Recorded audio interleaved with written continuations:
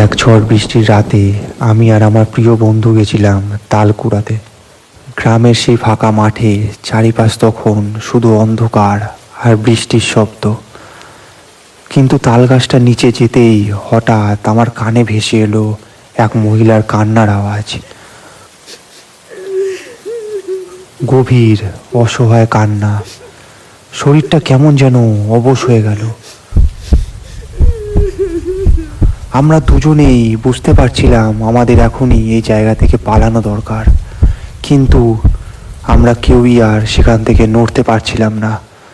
তাহলে কি ওই রাতটাই আমাদের জীবনের শেষ রাত? বন্ধুরা, তাল গাছ তো আমরা সবাই কম বেশি দেখেছি, কিন্তু এই সাধারণ দেখতে তাল গাছের সঙ্গেই জড়িয়ে আছে এক ভয়ঙ্কর ঘটনা। আজ শোনাবো সেই তাল গাছের নিচে ঘটে যাওয়া এক সত্য ভৌতিক ঘটনা। কানে হেডফোন লাগিয়ে শুনতে থাকুন আমাদের এই রহস্যময় ঘটনাটি। ভিডিওটি ভালো লাগলে চ্যানেলটিকে সাবস্ক্রাইব করে নেবেন। আমার নাম সুদীপ, বয়স 14। আমি গ্রামের একটি বিদ্যালয়ে পড়াশুনো করি। বিদ্যালয় শেষ হওয়ার পরেই দৌড়ে চলে যাই মাঠে খেলার জন্য। আমাদের মাঠে 5-6টা বড় বড় গাছ আছে। তার মধ্যে 3টে আম গাছ, 2টি নারকেল গাছ আর একটি তাল গাছ। খেলাধুলা করতে আমার বেশ ভালোই লাগে। রোজ বিকেল 4টে থেকে 6টা অবধি খেলাধুলো হয় আমাদের মাঠে।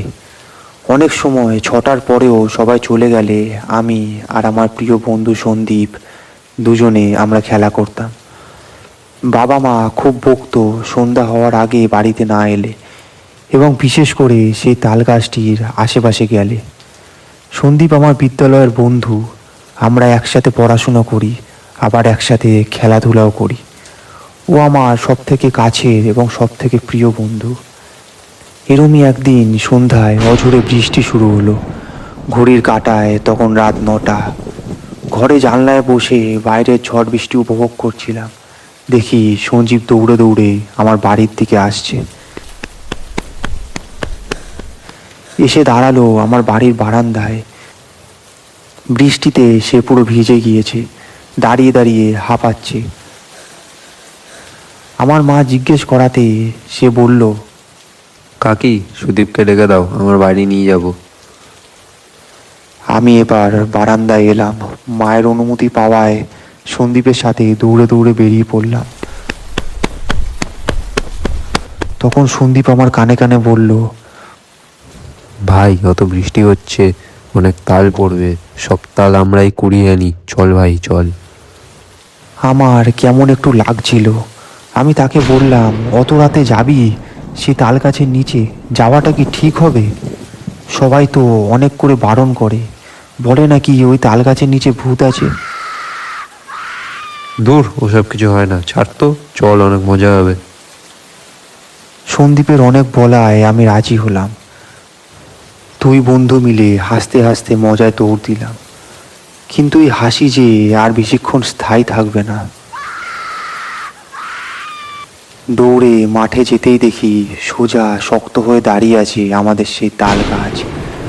বৃষ্টিতে ভিজে ঝলঝল করছে, কেমন একটা আকর্ষণ করছে, যেন আমাদের তার কাছে ডাকছে। সন্দীপ দৌড় দিয়ে চলে গেল তাল কুড়োতে। আমি তার পিছন পিছন একটু একটু করে এগোচ্ছি। এবার একটা জোরে বাজ পড়ল, আর একটা আশ্চর্য জিনিস চোখে পড়ল। দেখি একটা অচেনা কোনো মহিলা সাদা কাপড় পরে গাছের উপরে বসে আছে, আর তার পা নিচে ঝুলছে।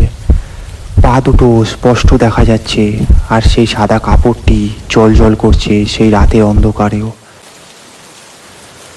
সন্দীপকে বারণ করতে যাব, কিন্তু ততক্ষণে সন্দীপ গাছটির নিচে পৌঁছে গেছে। সন্দীপ দৌড় দিয়ে গাছটির নিচে পৌঁছতেই হঠাৎ কেমন যেন আটকে গেল। সন্দীপ এবার চুপচাপ ওখানে দাঁড়িয়ে আছে। তখন বৃষ্টি ঝমঝমিয়ে চলছে, আর সাথে বজ্রপাত। আমি দূরে দাঁড়িয়ে সেই দৃশ্যগুলো এক নজরে দেখছি। হঠাৎ সন্দীপ মাটিতে লুটিয়ে পড়ল। আমি বুঝে গেলাম তার সত্যি এবার সাহায্যের দরকার। আমি দৌড়ে দৌড়ে তাকে বাঁচাতে এগিয়ে গেলাম।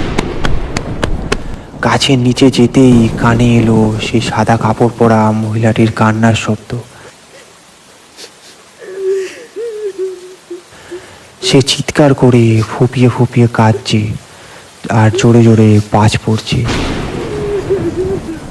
আর দেখি সন্দীপ তখন অজ্ঞান হয়ে মাটিতে লুটিয়ে পড়ে আছে।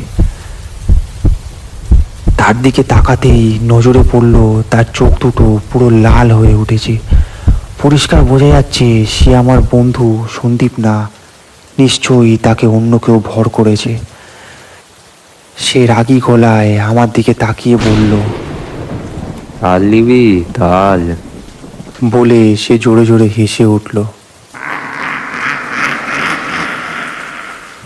আর তার সেই লাল লাল চোখ আর বড় বড় দাঁত, পুরো রাক্ষসের মতো মুখটা আমার নজরে পড়ল। এটা কোনো সাধারণ মানুষের মুখ হতেই পারে না। তার শরীরটিকে সত্যি কেউ না কেউ কবজা করে নিয়েছে। আমি সেখান থেকে পালাতে যাব, ঠিক সেই সময়তেই আমি কোনোভাবেই পালাতে পারছি না। আমায় যেন কোনো অদৃশ্য শক্তি আটকে রেখেছে। আমার শরীর পুরো শক্ত হয়ে গেছে।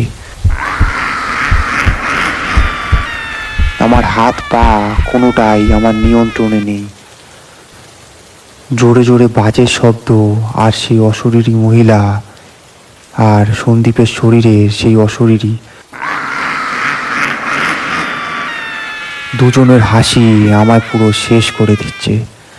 আমি নিজেও মাটিতে লুটিয়ে পড়েছি।